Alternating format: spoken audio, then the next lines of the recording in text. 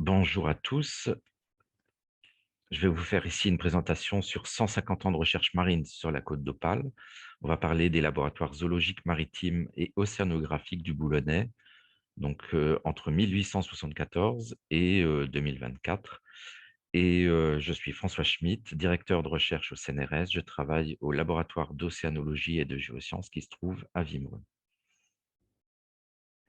Alors ceci, commence, en 1872 lorsque, Henri de Lacaze-Duthiers crée une station biologique à Roscoff en Bretagne. Il a avec lui un jeune étudiant normalien qui est son étudiant en doctorat, qui s'appelle Alfred Giard et donc Alfred Giard soutient sa thèse en novembre 1872.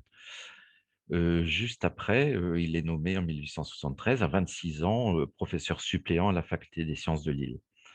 Et en arrivant, donc il cherche à établir un laboratoire sur la côte pour ses études en biologie marine.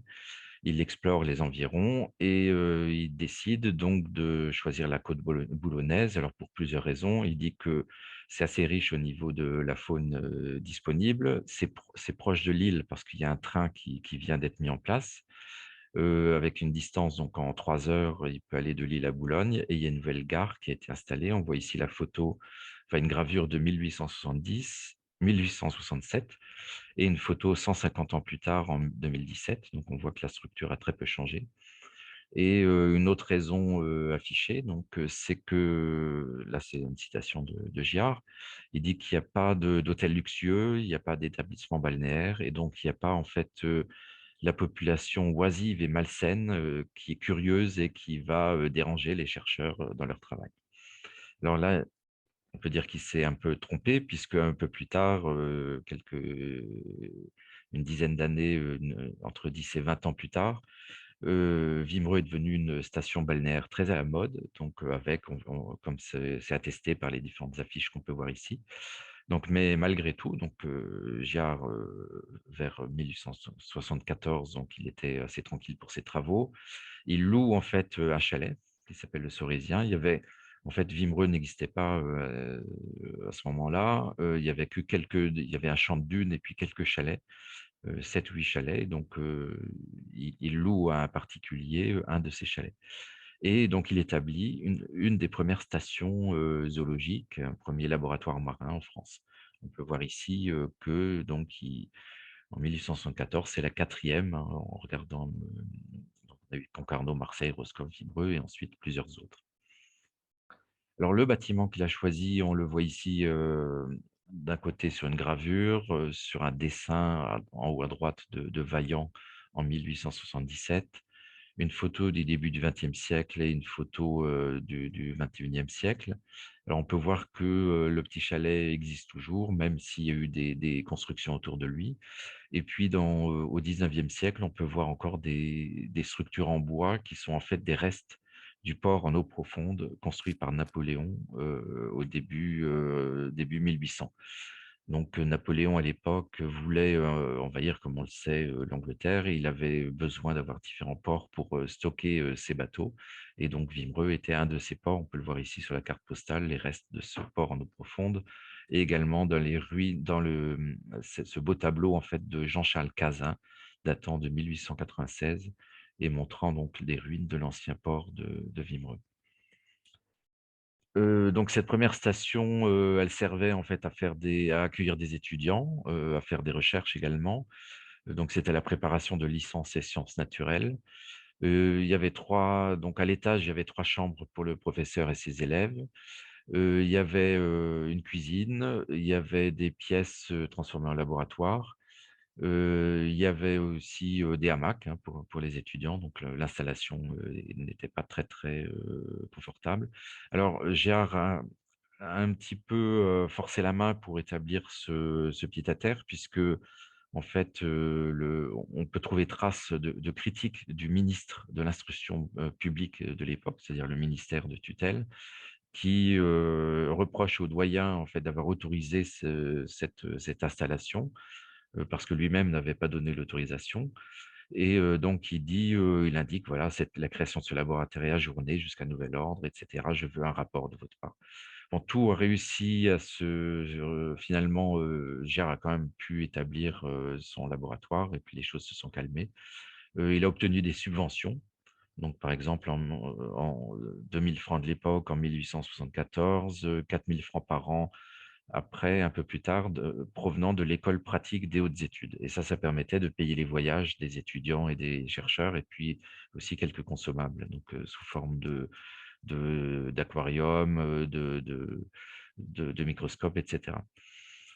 Alors, l'école pra ap donc j'ai mentionné l'école pratique des hautes études. En fait, c'est une institution de recherche qui a été créée en 1868 par le ministre, Victor Duruy, qui était le ministre de l'Instruction publique à l'époque et ça ressemble un peu, au CNRS actuel. C'est-à-dire que c'était une reconnaissance de différents laboratoires de recherche avec, également des subventions et puis des rapports, annuels à faire, pour justifier ces subventions.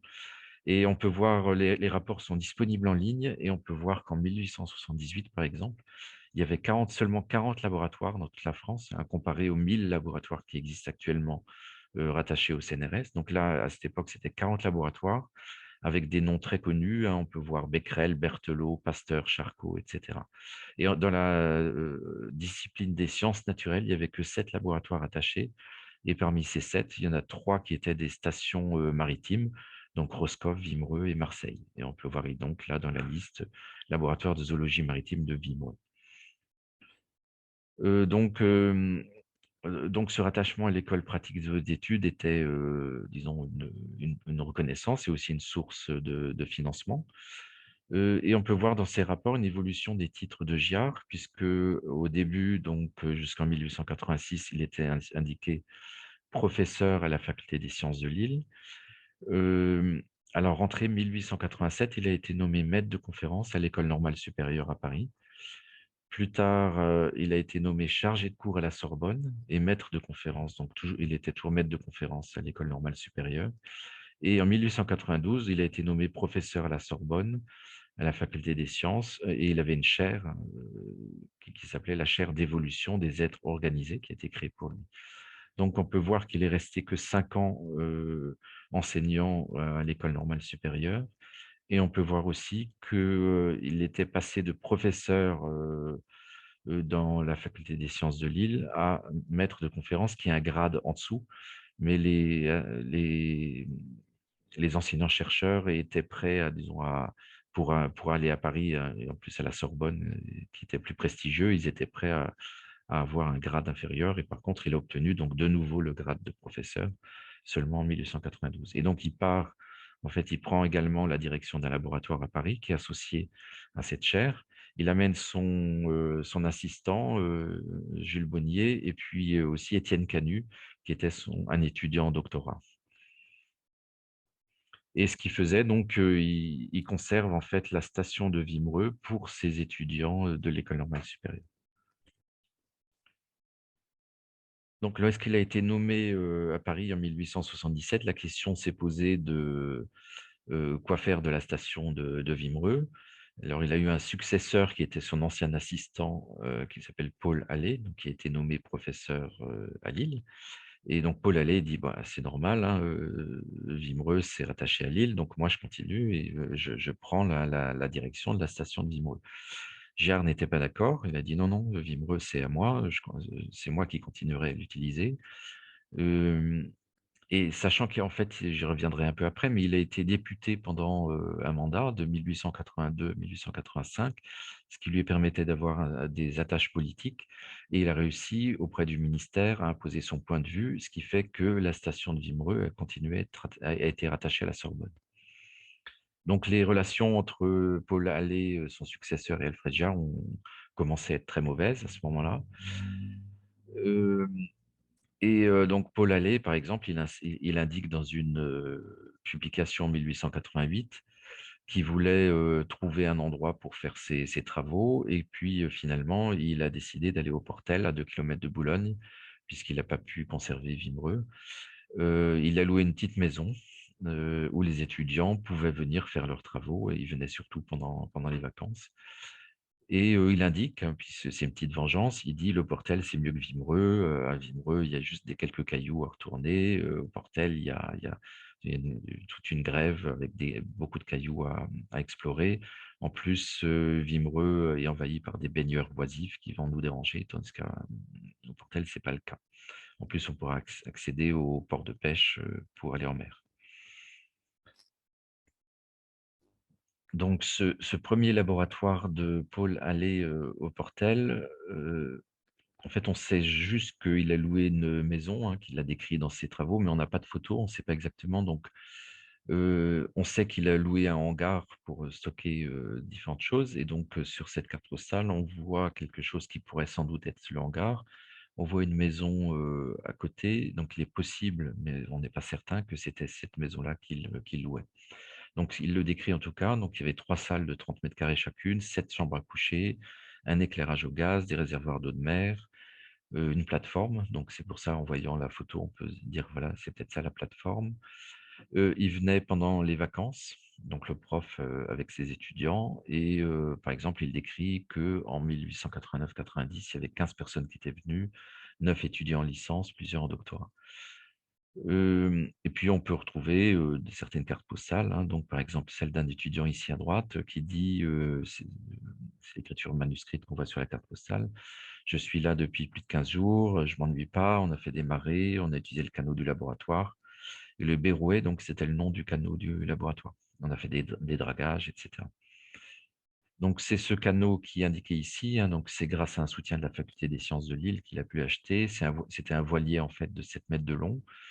Donc il était acquis en 1890, et il y avait des filets, et ça permettait donc de faire des prélèvements, et donc il explique que quand ils étaient là, ils sortaient 3 fois par semaine, et donc Halley explique: «J'ai évité tous les fonds compris dans le triangle entre, Dungeness, Berck-sur-Mer et le Cap Green».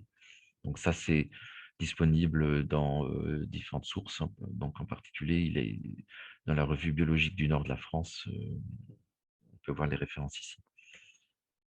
Et donc dans ces sources-là, on peut voir donc des travaux. Il explique que c'est assez intéressant, on peut les retrouver. Donc il explique ce qu'il a fait, et donc il explique aussi, le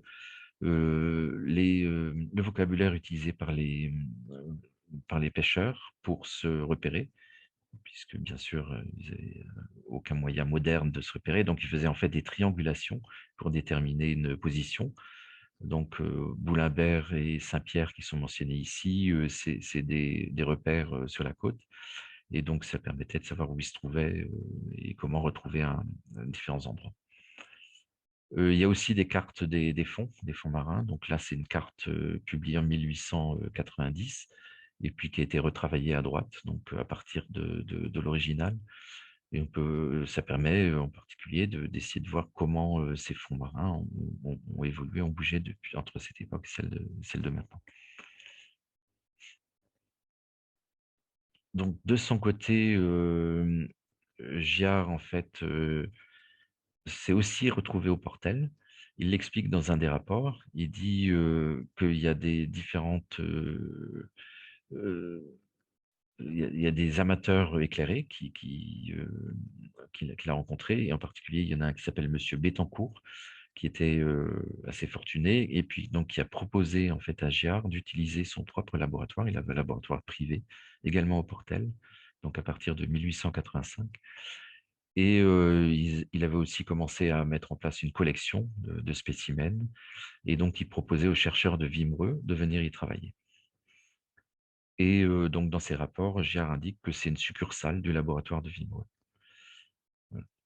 Donc il dit, voilà, on peut le voir ici dans la citation qui est en tiré en rouge: «La station de Wimereux possède donc maintenant au sud de Boulogne une sorte de succursale». Alors ce bâtiment, on a une gravure, hein, dans une publication, on le voit, c'est indiqué ici à gauche, en haut donc de la digue. Donc ça a été utilisé sans doute entre 1887 et 1904 par Giard. Et sur la photo de droite, on peut voir sur la même photo, donc la succursale Bettencourt de Wimereux, le laboratoire, enfin ce qu'on suppose être le laboratoire Halley, et puis le hangar utilisé par Halley. Donc on voit qu'ils étaient quand même très, très proches, mais ils se parlaient pas et ils travaillaient pas ensemble, et en fait, ils étaient plutôt en concurrence. On peut le voir dans leurs, publications puisque chacun avait sa revue, scientifique. Pour Halley, ça s'appelait la Revue biologique du nord de la France et pour, Giard, ça s'appelait le Bulletin scientifique de la France et de la Belgique. Alors le bulletin scientifique, il a duré assez longtemps jusqu'au XXe siècle.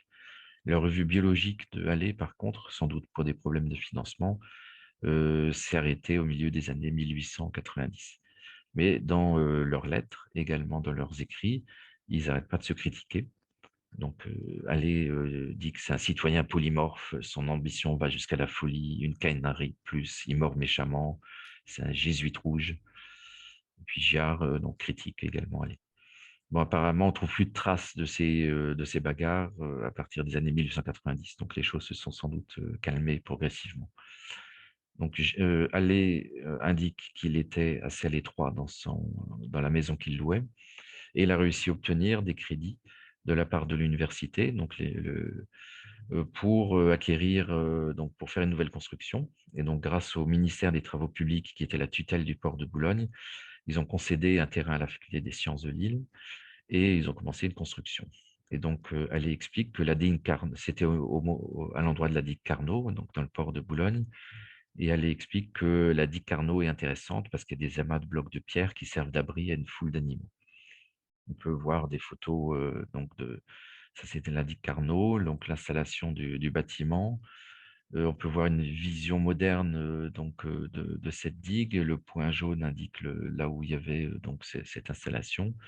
Donc maintenant donc ça c'est on voit la photo à droite et puis une photo, moderne également. Donc on peut voir que c'était pas très, très loin des éoliennes qui sont dans le port de Boulogne. Donc le bâtiment lui-même est représenté ici. Donc on peut voir, donc il y avait marqué Faculté des sciences de Lille, station zoologique, Université de Lille. On a les plans du bâtiment, donc voilà, il y avait, des aquariums, il y avait des différentes salles pour les travaux, il y avait de quoi loger également le personnel. Voilà, les salles de manip, d'expérimentation et donc un peu plus tard dans les années, 1910, on peut voir aussi dans les archives qu'ils ont eu un problème parce qu'on voit la photo de gauche ici, le laboratoire est assez tranquille, il n'y a personne, assez peu d'installations autour de lui. Par contre, on a la photo de droite, on voit une grue et puis, un amas de choses montrant en fait que c'est une entreprise de démolition de bateaux qui a commencé à s'installer, qui s'appelait Hans Lozinguet et qui faisait plein de bruit et qui polluait l'eau également et qui rendait le travail difficile. Arrive la Première Guerre mondiale. Donc, pendant la guerre, Boulogne, c'est une importante base arrière pour les Alliés. Il y a un trafic très fort du port. La station du Portel est réquisitionnée. Donc, les chercheurs ne peuvent plus venir travailler et ça devient une caserne pour les soldats britanniques. Il y a eu des dommages puisque le bâtiment a été endommagé par l'explosion d'une poudrière et aussi par un bombardement aérien allemand en 1918. Donc on peut voir que la toiture, les fenêtres et les cloisons ont été endommagées, il y a eu des réparations d'urgence et le bâtiment finalement a été rendu à l'université seulement en juillet 1919. Mais bien sûr, il était en très mauvais état, donc il était, inutilisable. Il y a eu des litiges puisque l'université demandait aux autorités militaires britanniques de rembourser. Il y a eu un dossier de dommages de guerre, on a encore des traces de ce dossier qui essayait d'obtenir, des financements et finalement, c'est resté inutilisé pendant assez longtemps. On a même une trace d'une lettre de cette fameuse entreprise, qui dit, «Bon, vos bâtiments, ils ne sont pas utilisés, si vous voulez, nous, on en a l'utilisation, on peut vous le racheter». Alors le rectorat a hésité, mais finalement l'offre a été repoussée et puis, l'université de Lille a pu obtenir des crédits. Donc ça a été, raconté dans un article publié, en 1924 et donc finalement donc le laboratoire a pu rouvrir, en novembre 1924 et donc cet article, explique que voilà, c'est dommage que la ville de Boulogne ne finance pas également ce beau laboratoire, avec l'arrivée des chercheurs, de l'université de Lille. Et donc, finalement, donc on peut dire, si on récapitule pour le laboratoire de Paul Halley, Donc il travaillait à Lille, il a eu, donc sa chaire de zoologie, s'est renommée chaire d'anatomie et d'embryologie comparée de 1906 à 1919. Il a pris sa retraite en 1919. Alors je n'ai pas réussi à retrouver pour savoir qui, était le directeur et puis comment, en fait, cette station a été utilisée, de quelle façon ça a été utilisé. Mais, on a trace donc de Alphonse Malaquin et de Armand Dehorme et on sait qu'il a continué à être utilisé. Il a fonctionné pour accueillir des stages et des recherches marines de l'Institut de zoologie de Lille, jusqu'en 1939. Voilà, il y a plus de 200 thèses, mémoires et notes qui ont été produites, pendant ce temps. Et en 1940, le laboratoire a été, définitivement détruit. Donc, il a été transformé puisque là, contrairement à la Première Guerre mondiale, donc c'était occupé par l'armée allemande. Ça a été transformé en blockhaus par, l'armée allemande, puis détruit par des bombardements alliés du Portel en 1940. Et donc après la guerre, l'architecte de l'université de Lille est allé voir sur place, on a des photos ici et il dit: «J'ai visité les ruines de ces bâtiments, j'ai constaté que rien n'est demeuré utilisable. Et les pans de murs qui restent sont ruinés». Donc, on peut pas reconstruire.